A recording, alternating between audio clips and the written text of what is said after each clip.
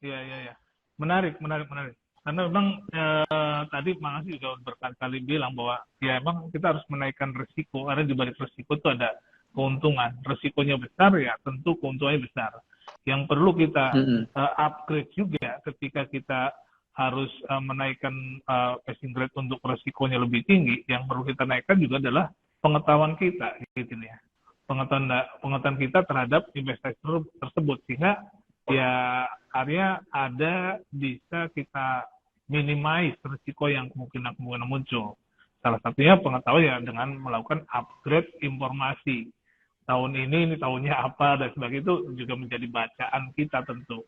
Benar sekali Bang Asih tadi bilang di sebelumnya bahwa saya melihat juga gini Bang, bahwa di kuartal pertama itu akan jadi bacaan untuk tahun itu gitu dia. Jadi di kuartal pertama kita akan bisa melihat tren apa yang akan terjadi. Nah mungkin nanti ini akan kita bahas ya setelah laporan keuangan keluar nanti dengan Bang Amsi lagi, ini tema menarik gitu. Karena kita pengen tahu juga tahun ini tahunnya apa nih.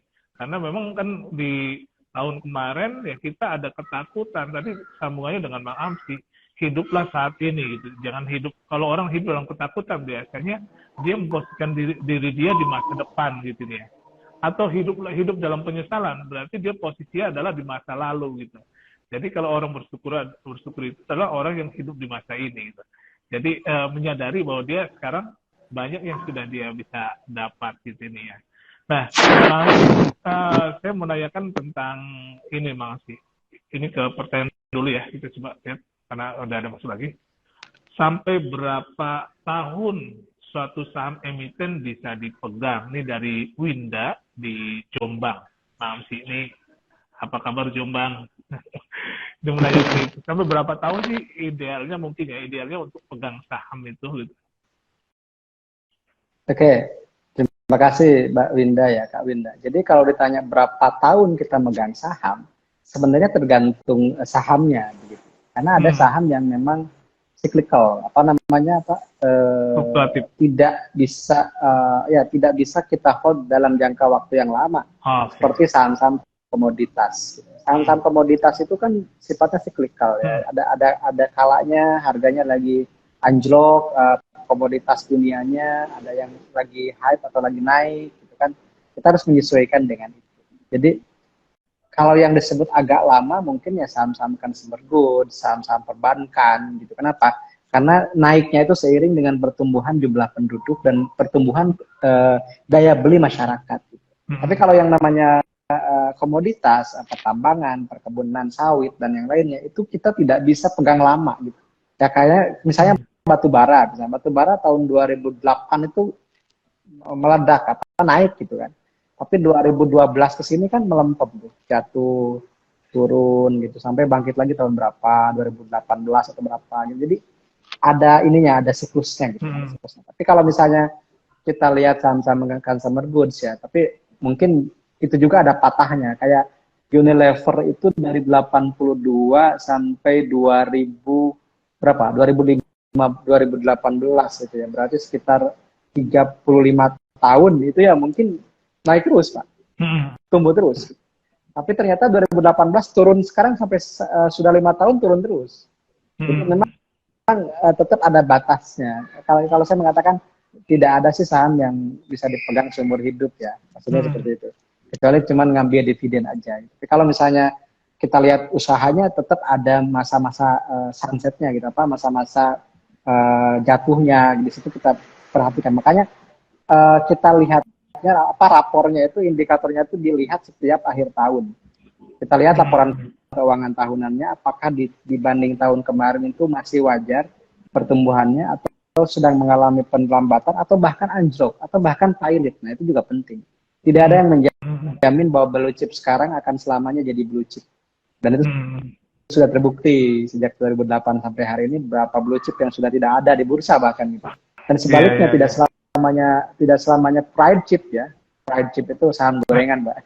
Fried chicken kan ayam goreng ya, ini fried chip ya. Tidak selamanya fried chip juga itu adalah fried chip semua gitu. Pada akhirnya bisa jadi blue chip dan itu sudah dibuktikan juga beberapa seperti itu.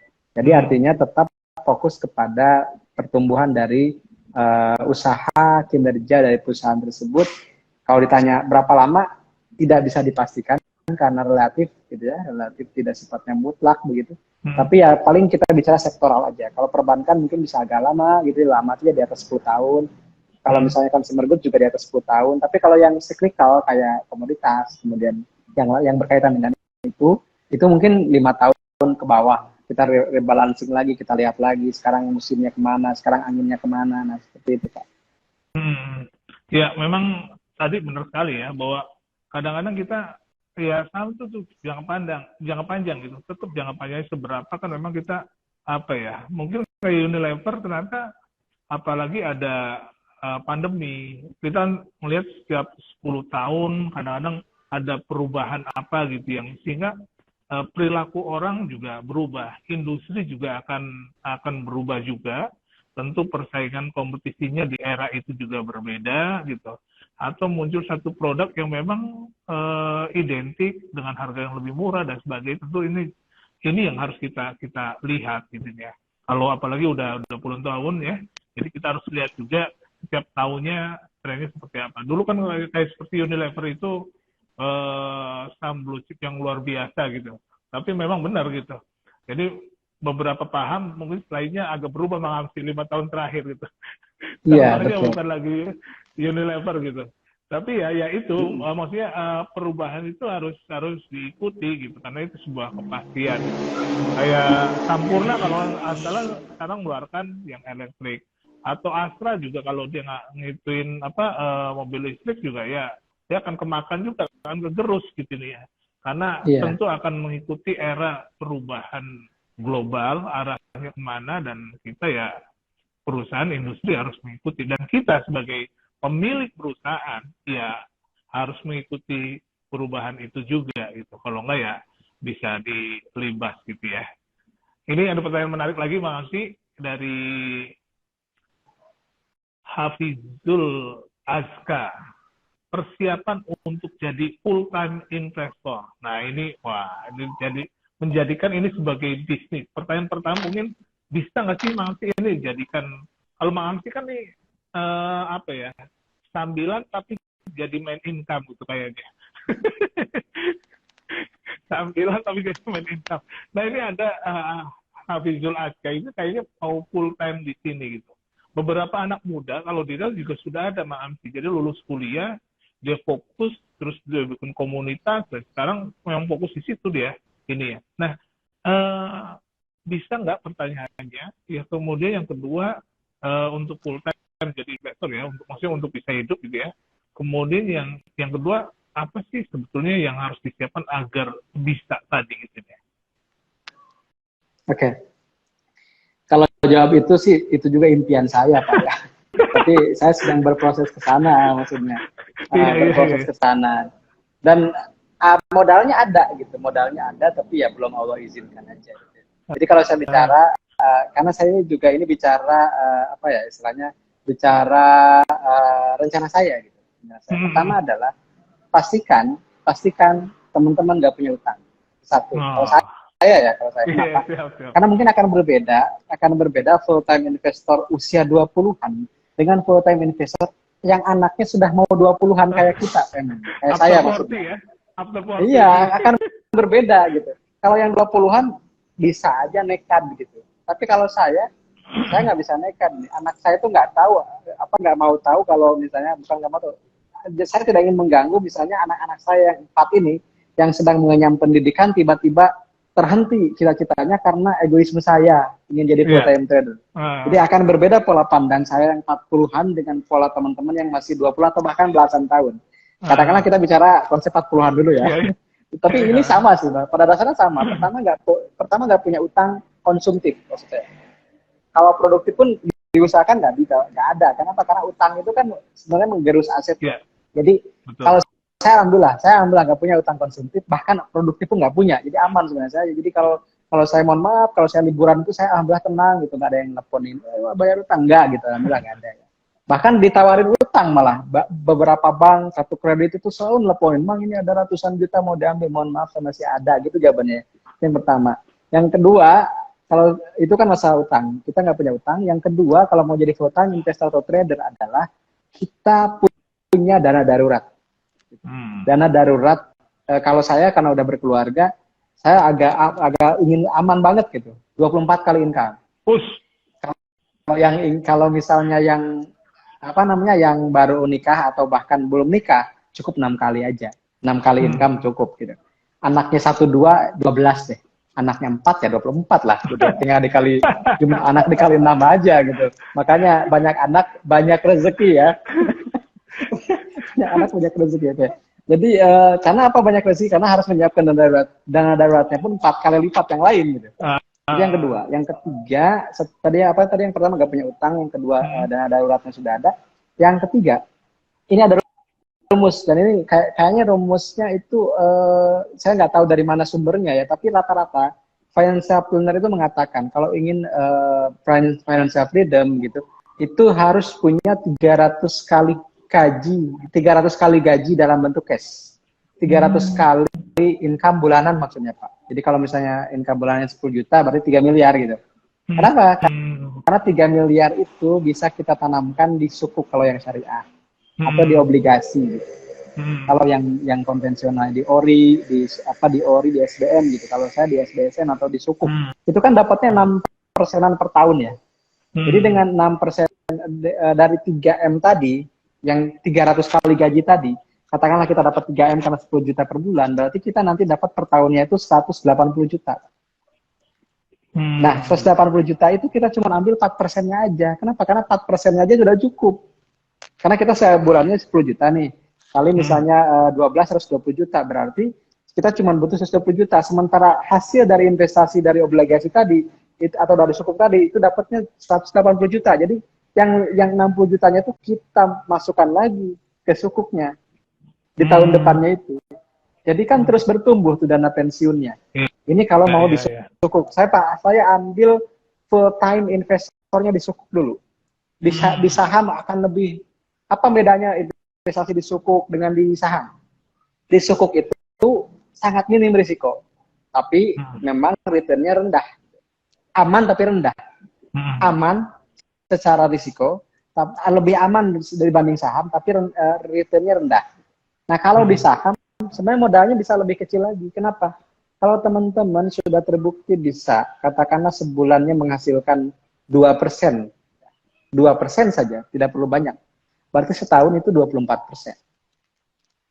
Artinya, kalau cuma butuh uang, katakanlah sebulan 10 juta, dan kita dapat 2%, berarti modalnya nggak perlu 3 miliar. Modalnya mungkin 500 juta gitu. Jadi sebenarnya kalau ada yang nanya full time trader, full time investor itu hitungnya itu, mohon maaf Pak, mati lampu di sini Pak. Masih kelihatan. Ya, masih ya. Mohon maaf. Jadi tiba-tiba mati lampu nih, padahal lagi rame ya. Jadi full time investor atau trader atau apapun namanya gitu ya teman-teman, itu berangkatnya dari kebutuhan kita per bulan mau berapa. Dikali 300, itu aja sih Pak. Dikali 300, itu modal awalnya. Kalau pingin aman di sukuk. Kalau di saham ya tinggal hitung aja. Kalau kita butuh sebulannya 10 juta, misalnya kita biasanya rata-rata per bulan 2%, berarti tinggal kali 500 juta cukup. Bisa 500 juta. Kalau misalnya kita piawai banget 5%, berarti kita dan butuh sebulannya 10 juta, berarti 200 juta cukup gitu. Masalahnya apakah 200 juta itu enggak selalu untung tiap bulan? Nah, makanya kalau saya itu punya perencanaan sama istri saya itu, kalau saya punya uang 3M, katakanlah gitu, amin ya, 3 miliar. Bukan 3 million, tapi 3 miliar, Pak. Kan 3M sekarang juga ada ya, 3 million. Tapi kalau 3 miliar itu beda kan. 3 miliar 3 juta ya. Jadi, kalau kita punya 3 miliar itu nggak semuanya di saham. Misalnya katakanlah 1M-nya di sukuk. Gitu. 1M-nya di sukuk. 1M-nya lagi di deposito. Di sahamnya cuma 1M aja gitu. Kenapa? Karena buat dapur saya tidak akan merisikokan dalam hal yang berisiko gitu. Dari dapur cukup aja dari deposito dan sukuk. Deposito 1M itu dapatlah setahun sekitar 60 juta dari 1M. Berarti sebulan 5 juta. Cukup buat dapur lah Pak. Gitu. Kalau di saya di kampung ya hidupnya 5 juta cukup gitu. Bukan cukup lagi, bahkan bisa berbagilah dengan teman-teman dan tetangga gitu kalau 5 juta di kampung itu. Kalau di Jakarta ya nggak cukup gitu. Karena enaknya saya itu kan investasinya gaya orang kota, tinggalnya di kampung, Pak. Jadi untuk makan saya punya sawah, alhamdulillah. Jadi kan saya itu panen, kalau panen yang pertama itu buat makan setahun, panen yang kedua itu buat dijual, buat beli lauknya, gitu Pak. Wih, mantap. Halo? Sudah saya jelas, Pak? Ya, masuk. Ini ya. Oke. Oke. Makasih. Lanjut pertanyaannya. Siap. Ini ada Siap, boleh. Lanjutannya, makasih. Jadi mungkin dia setelah mendengar banyak informasi dari Mang Amsi nih, Ahmad Fauzi menanyakan, Mang Amsi, apa sih buku referensi Mang Amsi ya untuk atau yang bagus ya terkait dengan target price atau belajar fundamental gitu? Oke. Ada nggak, Mang? Terima kasih yang Ahmad Fauzi. Oke. Sebenarnya untuk target price itu teman-teman boleh baca misalnya buku-buku yang lokalnya itu Pak Mas Teguh Hidayat gitu, kemudian Mas Ryan Filbert juga, kemudian ada lagi Rifan Kurniawan, itu teman-teman saya semua ya. Artinya kita sama-sama penulis sebenarnya, sama-sama penulis buku yang bidangnya fundamental. Ada juga Kak Mas Farahita Irawan, Pak Juliardi Sunendar, teman-teman ceklah IG-nya, itu banyak bukunya dan juga di e-book juga banyak gitu ya. Kalau yang luarnya mungkin bisa baca Intelligent Investor, kemudian apalagi ya, William O'Neill itu apa namanya, How to Make Money in Stocks, itu juga bisa. Ada metode Ken Slim atau apa. Tapi yang terpenting adalah kalau saya pribadi ya, target price itu bisa dari dua sisi ya. Pertama sisi teknikal, kedua sisi fundamental. Dan itu biasanya kalau target price teknikal dan fundamentalnya itu katakanlah apa namanya Pak Iman, selaras ya, itu akan jadi support atau resisten yang kuat. Contoh, saya berikan contoh yang paling real, BRIS itu 1.700-an, 1.800 itu nilai wajar fundamental, ada yang menghitung sampai 1.800.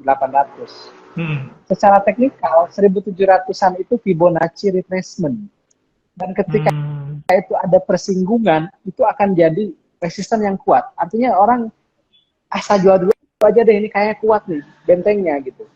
Maka dia jual dulu, makanya karena jual aja longsor turun harganya gitu Pak. Artinya untuk target price saya selalu menggunakan dua hal itu. Pertama fundamentalnya rata-rata berapa sih, di 1.800, 1.900 gitu. Teknikalnya ternyata 1.700 Fibo.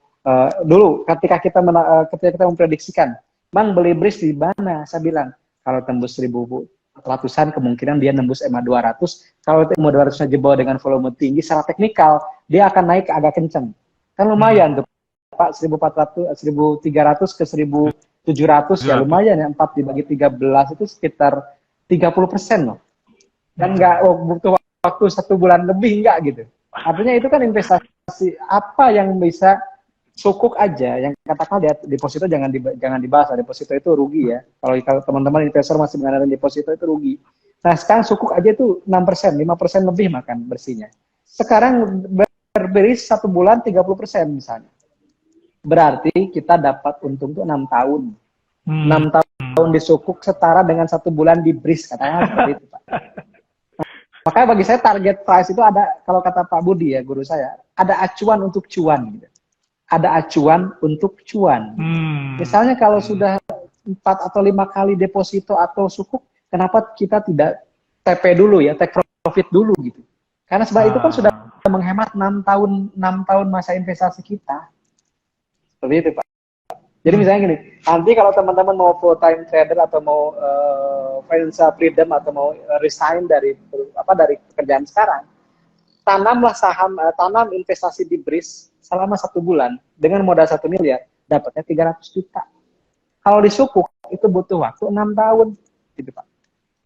Jadi kan ketika kita dapat 300 juta dalam sebulan, berarti kita menghemat waktu investasi kita cairkan dulu saja. Tidak dosa kok mencairkan keuntungan. Gitu. Jangan sampai buah itu busuk di tangkainya karena kita telat memanen. Saya kemarin baru panen padi kan, teman-teman juga cek di Instagram saya kan panen, alhamdulillah panennya lumayan besar Pak, satu are bisa menghasilkan hampir 90 kg padi gitu, gabah. Wih. Itu lumayan luar biasa kan kalau di kampung saya. Nah, kalau misalnya kita telat saja 1 atau 2 hari, itu padinya udah jadi, Pak. Benih-benih padinya udah mulai jadi benih padi, bukan lagi padi yang bisa dimakan gitu. Artinya investasi itu ibarat menanam padi, menanam buah. Saya punya sawo di depan rumah, Pak. Sampai karena nggak kemakan, sawonya itu dimakan oleh kelelawar gitu. Kenapa? Karena sudah matang di tangkai, nggak keburu saya ambil. Jadi yang ngambilnya orang lain gitu. Keburu ngambil sama orang lain, keburu ngambil sama binatang lain. Begitupun investasi, tetap ada masa panennya. Ada masa panennya. Jangan lupa teman-teman, panen itu sangat dianjurkan untuk diambil. Jadi jangan, saya pengen nabungnya 40 tahun, seumur hidup, bahkan sampai meninggal. Mendingan diambil dulu lah.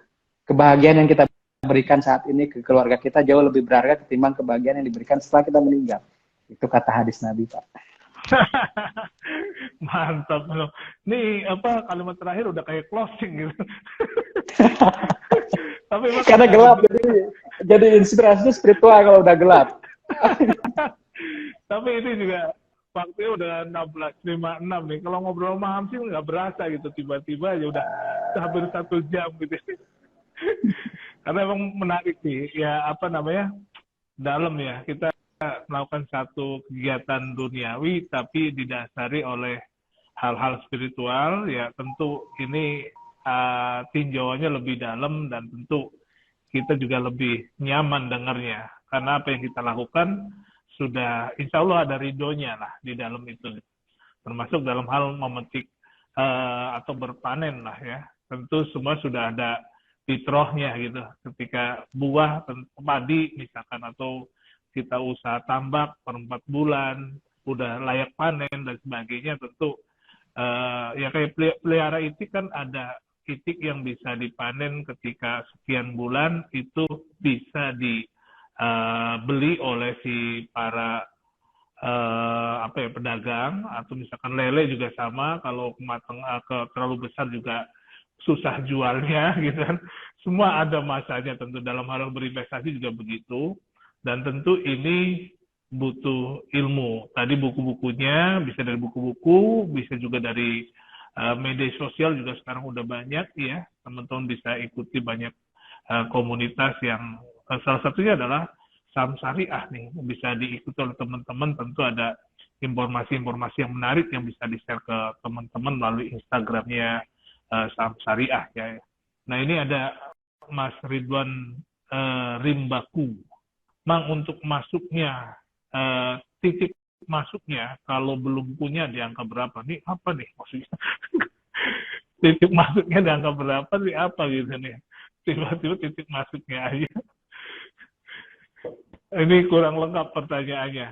Mau sih ini kayaknya masih ada hubungannya dengan BRIS kayaknya itu, Pak. Iya. Kata ini emang lagi rame nih. Oke deh, mungkin BRIS gimana Bang Hamsi nih? Ini kan ARB nih. Boleh ya, satu saham ini Bang Hamsi ya, dibahas ya. Waktunya tinggal 2 menitan lagi, silakan. Koreksi itu sesuatu yang wajar ya. Dalam yang namanya pergerakan saham itu, koreksi adalah hal yang wajar. Cuman teman-teman cek aja volumenya, apakah sebanyak volume penurunan hari ini, apakah sebesar volume ketika dia mulai breakout gitu. Kemudian hitung juga ke belakangnya seperti apa. Dan tetap ada support lah. Misalnya saya tadi ngecek di 1000 MA10 itu masih di 1400 atau 1500 gitu. Apakah dia akan menjadi penyangga kuat atau justru jebol ya? Itu juga dilihatin juga gitu. Karena kalau secara fundamental 1800, 1900 itu belum tercapai kalau secara fundamental ya. Karena targetnya 12 bulan ke depan. Nah, nyala lagi lampunya. Nyala lagi. Tapi kalau misalnya secara teknikal ya teman-teman tinggal pakai garis aja atau pakai garis moving average juga ketahuan. Tapi kalau misalnya support kuatnya nanti kemarin yang jadi resisten kuat. Jadi yang kemarin jadi atap yang kuat, sekarang jadi lantai yang kuat. Kemarin atap kuat itu 1405, Pak. Nah mungkin kalau sekarang pun mau turun ya ke situ. Situ paling apakah mantul atau dia jebol lagi ke bawah 1200 gitu aja sih. Mekanisme harga itu secara sejarah seperti itu. Price tends to history ya. Repeat itself gitu. History is repeat itself, price to tends to history. Jadi sejarah itu selalu berulang dan harga itu akan mengikuti sejarahnya. Itu mungkin. Jadi tinggal di garis-garis saja sama teman-teman. Karena kalau secara fundamental 1800 1900 itu baru sebagai target price gitu. Belum kesentuh kalau secara fundamental ya, secara nilai wajar. Tapi secara teknikal mungkin koreksi dulu, ngaso dulu lah gitu. Mungkin mau ngajak teman-teman yang ayo yuk yang belum mau punya barang mau naik nih ke berapa gitu maksudnya. Ambil napas gitu ya. Ambil napas dulu, jangan kemarin terlalu loncat sih Pak. Saya juga kaget ini kalau sesuatu yang loncat tinggi turunnya agak lumayan juga gitu. Dan sekarang terbukti baru RB sekali kok naiknya kan udah berpuluh-puluh persen. Tapi titiknya tadi udah dikasih sama Mang Amsi ya buat teman-teman, titiknya sudah dikasih 14.05 ya. Mang Amsi sudah sering menyampaikan ke pertemuan kita kalau beli jangan langsung, ya mungkin bisa di situ di parsial lah. Cicil gitu. Ada 14.05, ada 1.200 gitu mungkin jadi titik-titik momentum untuk kita bisa kalau memang turun bisa titik untuk beli. Oke, Mang Amsi, ini waktunya sudah detik-detik terakhir, takutnya mati. Thank you Mang Amsi, thank you teman-teman semua. Sama-sama Pak. Mudah-mudahan berkah buat kita semua. Amin. Oke, saya tutup. Assalamualaikum warahmatullahi wabarakatuh. Waalaikumsalam warahmatullahi wabarakatuh. Nuhun Pak.